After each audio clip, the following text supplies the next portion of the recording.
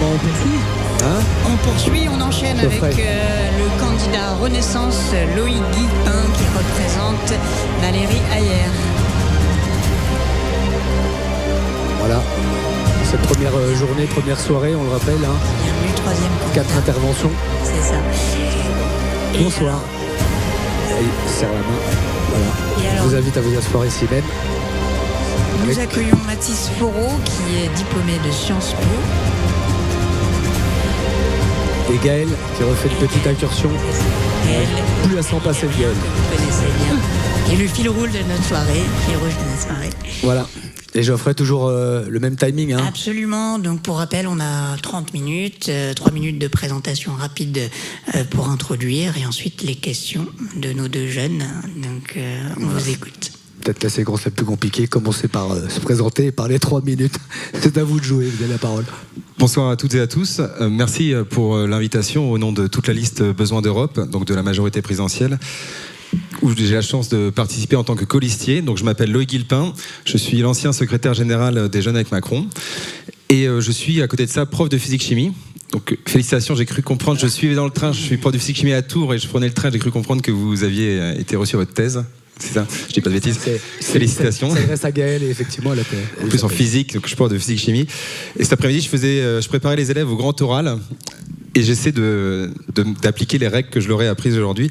Donc, on va parler de handicap. Vous l'avez dit, on a donné les chiffres entre 80 et 100 millions de personnes en situation de handicap en Europe. Et il y a un autre chiffre, moi, qui m'a marqué, c'est que 52% des personnes en situation de handicap se sentent discriminées en Europe.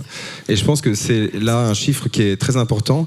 Nous, notre majorité, elle est pour lutter contre toutes les discriminations. Et évidemment, le handicap fait partie de ces discriminations, parmi lesquelles on veut lutter.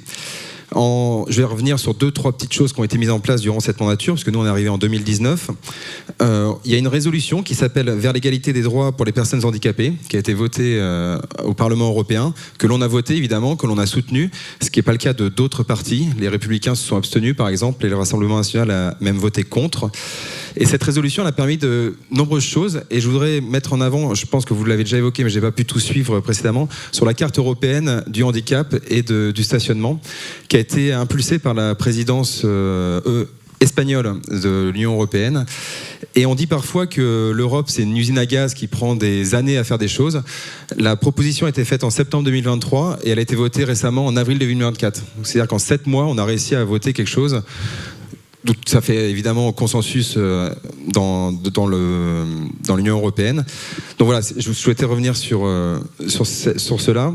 L'autre chose qui a été mise en place, c'est une directive, la European Accessibility Act, une directive qui a permis d'accélérer les choses, notamment en matière de services. Donc vous savez, en Europe, il y a des directives qui sont votées, et après, c'est chaque pays qui vote la loi. Et elle a été votée en septembre 2023, cette loi, qui sanctionne les grandes entreprises qui n'adaptent pas leurs services téléphoniques et leur site internet pour que ce soit accessible à toutes et tous. Il n'y a pas de chrono, il me reste un... Vous continuez. Ok, très bien. Juste comme chez vous. Très bien, merci. Donc sur l'accessibilité, nous on a une proposition forte, c'est d'accélérer l'accessibilité des logements et des bâtiments publics. Il y a déjà des choses qui sont mises en place, mais il faut encore aller plus vite. Et puisqu'on parle de jeunesse, on a une autre proposition qui permet la mobilité des jeunes. C'est le pass-rail illimité pour tous les jeunes, et notamment les jeunes en situation de handicap. Ça va être mis en place cet été en France, avoir un forfait pour voyager dans toute la France. Et nous, ce qu'on veut, c'est l'étendre à toute l'Europe. Par exemple, pour 49 €, on peut voyager dans toute l'Europe. Et on souhaiterait évidemment que les personnes en situation de handicap, la situation soit vraiment étudiée pour qu'ils puissent en bénéficier. Et je terminerai par Erasmus, puisqu'on ne peut pas parler d'Europe sans parler d'Erasmus, d'autant qu'Erasmus Plus est partenaire de cette soirée, et je les en remercie. Erasmus Plus a mis en place une priorité forte sur le handicap en donnant une bourse supplémentaire pour les personnes en situation de handicap. Et juste la mobilité et Erasmus, je ne sais pas s'il y en a dans la salle qui ont participé à Erasmus, mais si on prend les chiffres, les statistiques des personnes en situation de handicap qui ont participé à Erasmus, 90% ont jugé qu'ils avaient des capacités d'adaptation supplémentaires, et 84% ont gagné en autonomie. Je m'arrête là. Voilà, très bien. Je pense que vous avez déjà entamé les 20 secondes de plus, mais c'est pas bien grave.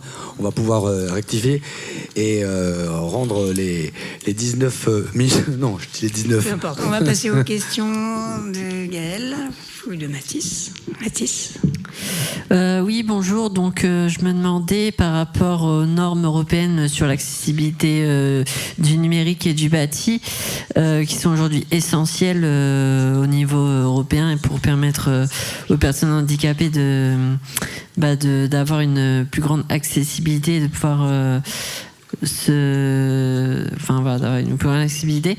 Je me posais la question de savoir comment faire pour que ces normes soient appliquées par tous et toutes au niveau européen. Alors, il y a beaucoup de normes qui sont essentielles, vous l'avez dit. Et la question, c'est est-ce que ces normes, si elles ne sont pas respectées, comment est-ce qu'on fait pour les faire respecter, c'est ça ? Oui, c'est ça. Et puis comment faire pour que tous les pays les respectent, parce que voilà, tous les pays ne sont pas forcément au même niveau. Oui, les pays pas alignés pour le coup, comme on peut faire pour faire respecter. Voilà, alors il y a des sanctions qui existent en Europe quand les pays ne respectent pas les règles. Il y a des sanctions qui ont été posées sur différents secteurs. Donc je pense qu'il faut en passer par là, malheureusement, pour suivre les pays qui ne suivent pas ces règles. On l'a vu notamment avec la Pologne qui ne respectait pas les règles de la Convention de la charte européenne, notamment contre les personnes LGBT. Et l'Union européenne a simplement dit on ne verse plus d'argent parce que vous ne respectez pas les personnes LGBT. Et étonnamment, les zones de non-LGBT qui ont été mises en place en Pologne, elles ont été supprimées par la Pologne parce que la Pologne bénéficie d'énormément d'argent de l'Union européenne. Et je pense que c'est des choses à mettre en place. C'est malheureusement des sanctions pour... évidemment, il faut mettre des sanctions, mais avant ça, il faut faire de la prévention et expliquer comment est-ce qu'on peut accompagner la mise aux normes.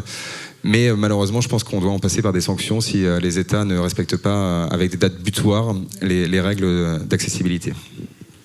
Voilà pour une première question. Une autre question, Gaëlle ?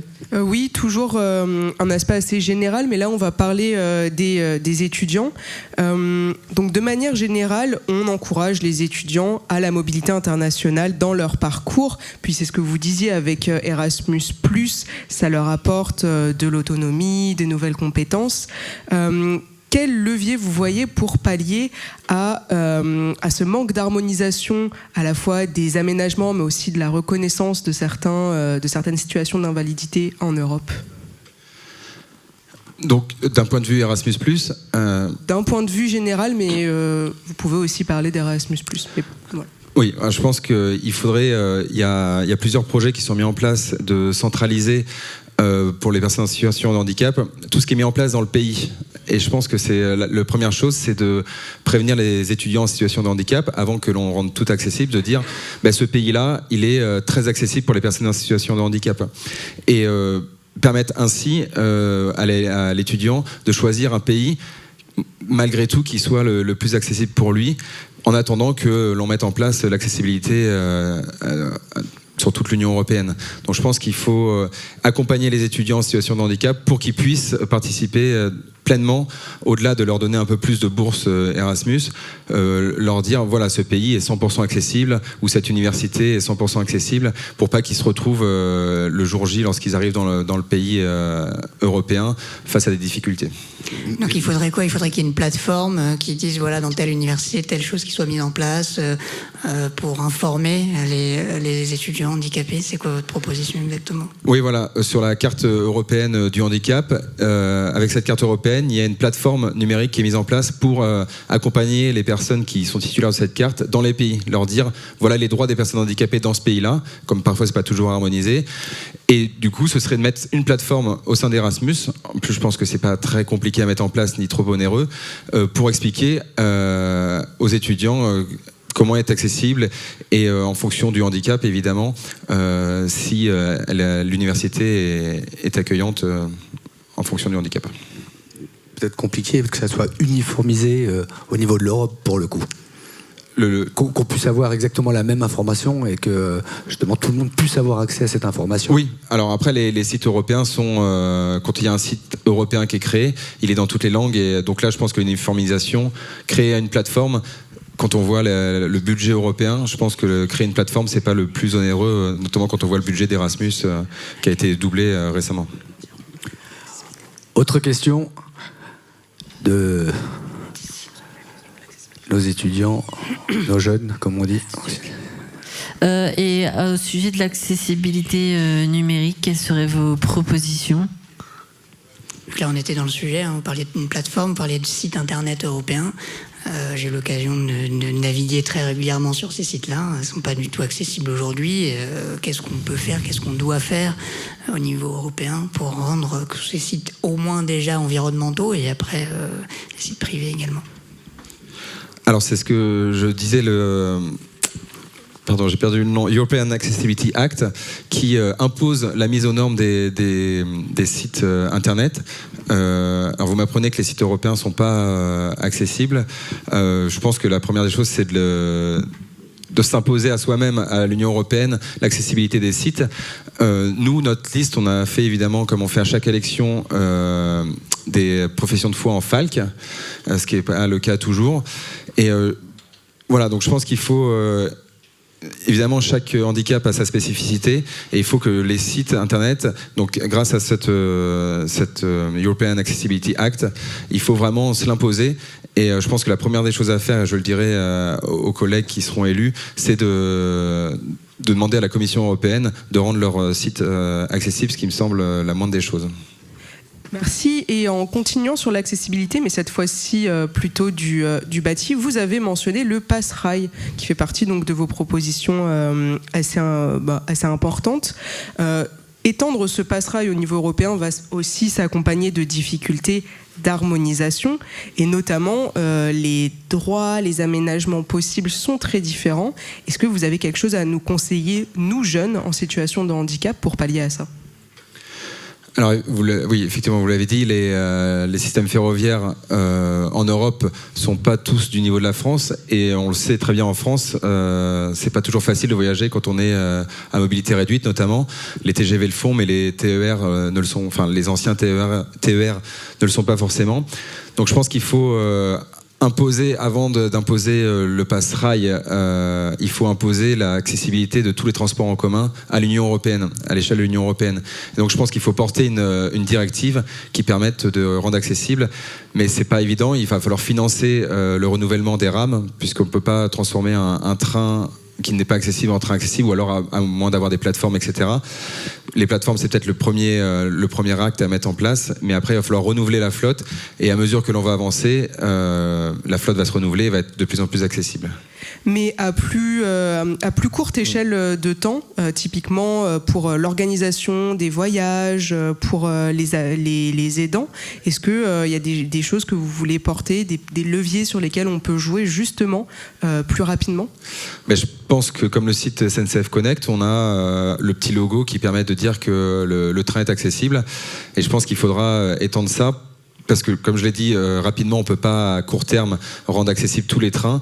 Je pense qu'il faut de la signalétique et expliquer aux personnes en situation de handicap que ce train est accessible ou pas accessible. Je pense que c'est par là, on a malheureusement à court terme qu'on va devoir passer. Et qu'est-ce qu'on peut faire juste pour terminer sur les transports ? On a des personnes en fauteuil roulant qui ne peuvent pas utiliser leur fauteuil roulant dans les avions, qui les récupèrent cassés, qui les récupèrent endommagés à la fin. On a des personnes aveugles qui se font virer des avions parce que le chien n'est pas admis. Qu'est-ce qu'on peut faire pour pallier à ces difficultés-là ? Qu'est-ce qu'il faut faire vis-à-vis des compagnies ? Alors, sur les fauteuils, vous avez raison, on ne peut pas prendre l'avion avec son fauteuil et il va en soute, je pense. Il y a déjà beaucoup de choses qui ont été mises en place sur le droit aérien, notamment sur les retards, des remboursements à partir de 3 heures de retard. Et il y a aussi des remboursements en cas de bagages endommagés. Et je pense que les fauteuils roulants, si c'est pas le cas, je ne connais pas exactement la règle là-dessus, mais évidemment les fauteuils roulants doivent être remboursés dès lors qu'ils sont endommagés, au même titre que les bagages, puisque les bagages, on donne jusqu'à 400 € par valise endommagée ou perdue. Les fauteuils roulants, le coût d'un fauteuil roulant est bien plus élevé. Il faudrait un forfait pour rembourser ou réparer le fauteuil roulant. Et quant aux personnes malvoyantes dans les avions, je pense que les règles aériennes sont très strictes pour des sécurités. C'est pour ça que les personnes ne peuvent pas prendre leur fauteuil dans l'avion. Et je pense que pour les chiens d'accompagnants, les chiens accompagnants, on connaît tous leur capacité à respecter les règles, et je pense que là il y a quelque chose à porter pour leur permettre d'accompagner les personnes en situation de handicap. Voilà, moi je suis pas spécialiste des chiens accompagnants, mais j'imagine qu'ils sont capables de prendre l'avion. Après il y a peut-être des histoires de pression, mais bon, voilà. En tout cas, s'il y a des choses à porter, effectivement, les chiens accompagnants devraient être admis dans les avions. Après, évidemment, il y a des soucis en cas de turbulence, etc. Comment est-ce qu'on peut maintenir les chiens pour pas qu'ils subissent ces turbulences et je pense qu'il y a plein de problèmes techniques. Et là, il faudrait voir avec les autorités aériennes pour savoir comment est-ce qu'on peut pallier à ces sujets sécuritaires. Okay.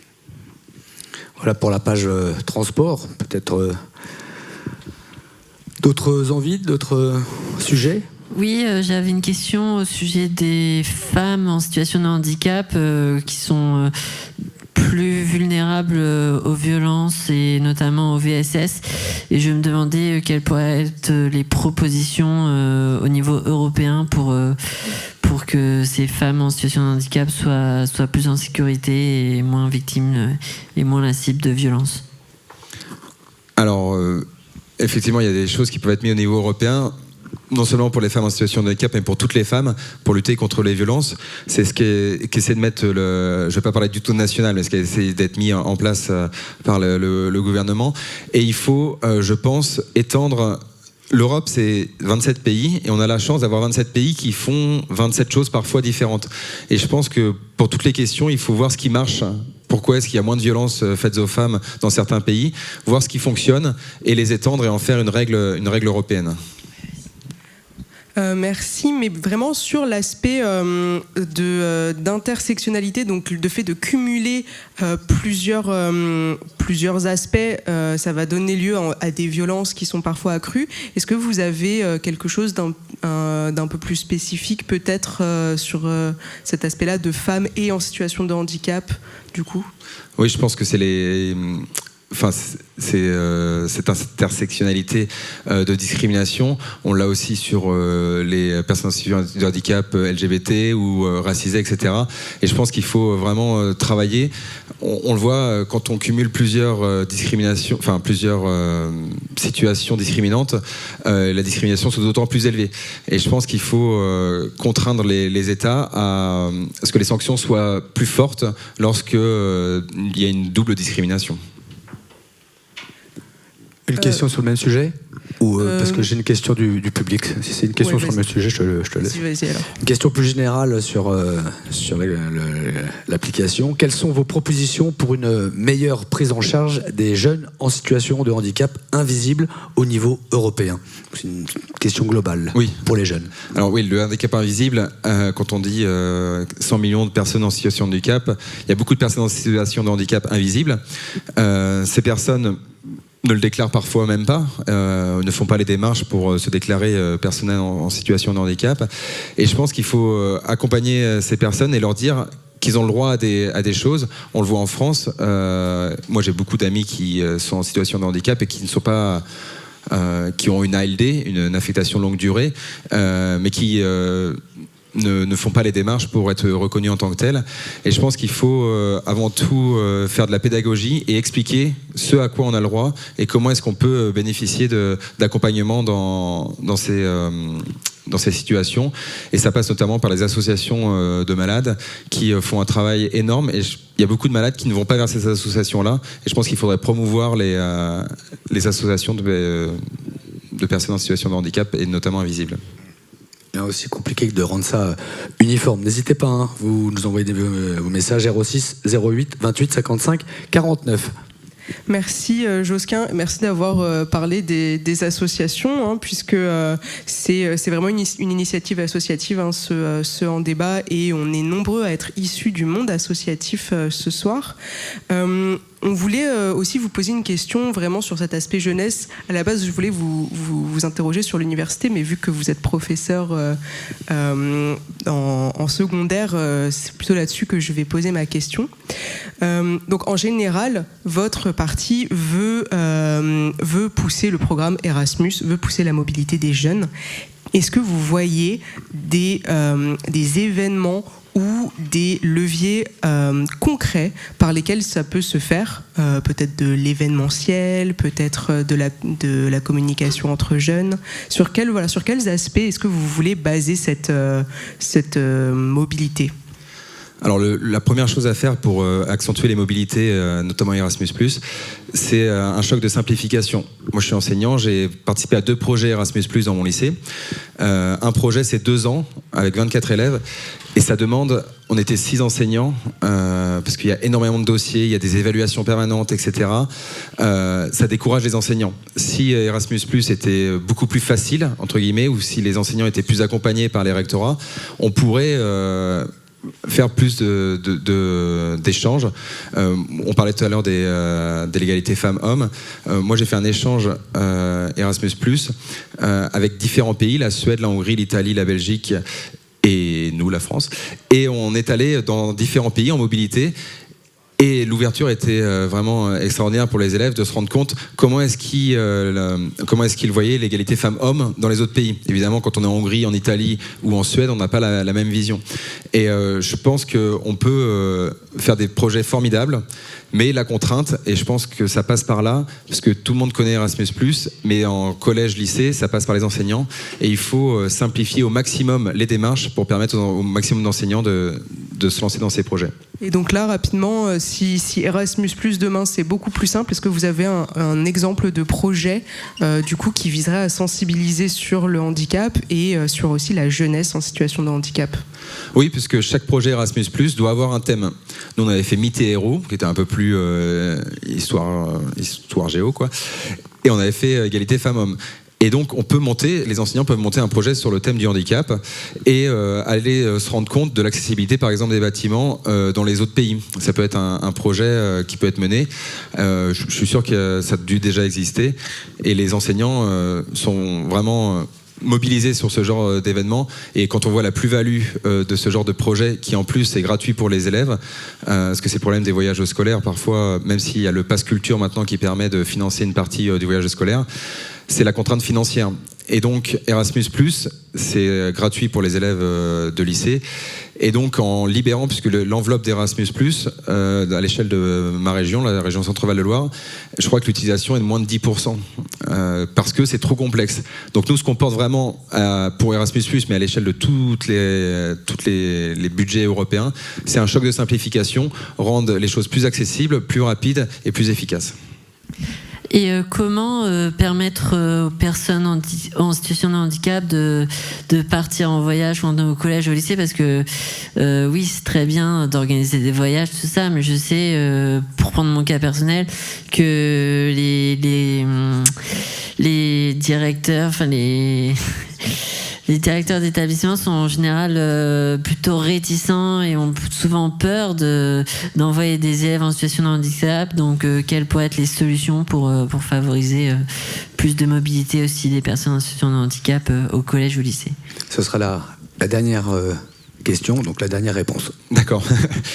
Je pense qu'il faut sensibiliser et montrer que c'est possible. Moi, je suis issu d'un lycée où il y avait une section sport, handisport. Donc, on a fait des voyages. On est parti à Gibraltar en car. Donc, on avait 26 heures de car. Et on a pris des élèves en situation de handicap. On avait une athlète malvoyante qui va faire les Jeux paralympiques d'ailleurs à la rentrée. On avait une athlète qui avait une jambe en moins.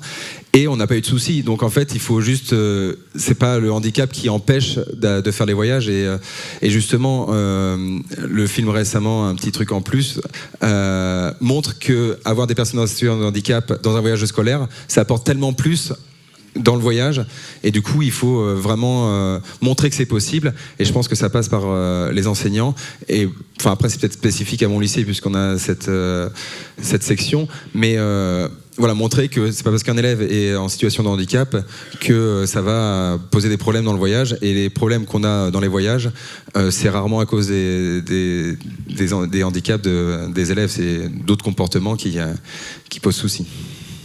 Ah, on me dit qu'on a le droit encore à une question. Le plus dur, c'est de faire exister ça au niveau de l'Europe, quoi. On peut avoir envie, voilà. Mais... Une dernière question. Gaëlle. Oui. Post-route. Oui, du coup, je vais poser ma question sur l'université. Est-ce que vous avez des idées des exemples de communication inter-université au niveau de l'Europe? Je sais que votre parti veut pousser les universités européennes. Est-ce que vous pouvez aussi nous donner des exemples d'événements ou des exemples concrets qui permettent de pousser ces universités-là? Alors, vous l'avez rappelé, on propose des universités européennes, mais aussi des écoles et des lycées européens. Il y a des lycées internationaux qui existent en France. Et nous, ce qu'on veut, c'est mettre en place des lycées européens et des universités européennes. Et évidemment, quand on va mettre ça en place, il va falloir faire des événements de lancement et d'expliquer les liens entre les universités. Et j'ai oublié la question. Des idées d'événements, du coup. Ah oui, des événements comme celui-ci, des événements où on parle de ce qui se fait, des événements où on montre et des mobilités, puisque s'il y a des universités européennes, les étudiants peuvent passer d'une université à l'autre et montrer, vous avez passé une thèse, par exemple présenter sa thèse dans une université à l'étranger et faire en fait une universalité des universités, si je puis dire. Une circulaire. Voilà, merci. Est-ce qu'on a encore du temps? Voilà. Eh bien, c'est le moment de faire votre conclusion. Il y a un moment où on se présente, puis il y a un moment où on a 2 minutes pour peut-être synthétiser, dire ce que vous voulez dire, passer le message. Un dernier. Alors, je souhaitais dire que durant ces 5 dernières années au Parlement européen, il y a des choses qui ont été faites. Alors, évidemment, tout n'est pas parfait. L'Europe n'est pas parfaite. Mais en tout cas, on a besoin d'Europe. On a besoin de cette Europe pour tous les niveaux, et évidemment pour l'échelon des personnes en situation de handicap. Et du coup, il faut poursuivre le travail. Il y a des choses qui ont été mises en place. Il y a des personnes qui sont fédératrices sur ce sujet, qui sont motrices. Je pense à la présidence de l'Espagne en 2023. On voit que les choses peuvent aller vite. Il faut juste des personnes qui soient intéressées et engagées sur le sujet. Et je vous invite à voter pour notre liste Besoin d'Europe menée par Valérie Hillier, puisque vous allez avoir des députés européens qui seront engagés sur ce sujet et je ne les lâcherai pas pour qu'ils le soient en tout cas. Merci beaucoup Loïc Guipin d'être venu jusqu'à nous. Merci Gaël et merci Mathis de l'avoir interrogé.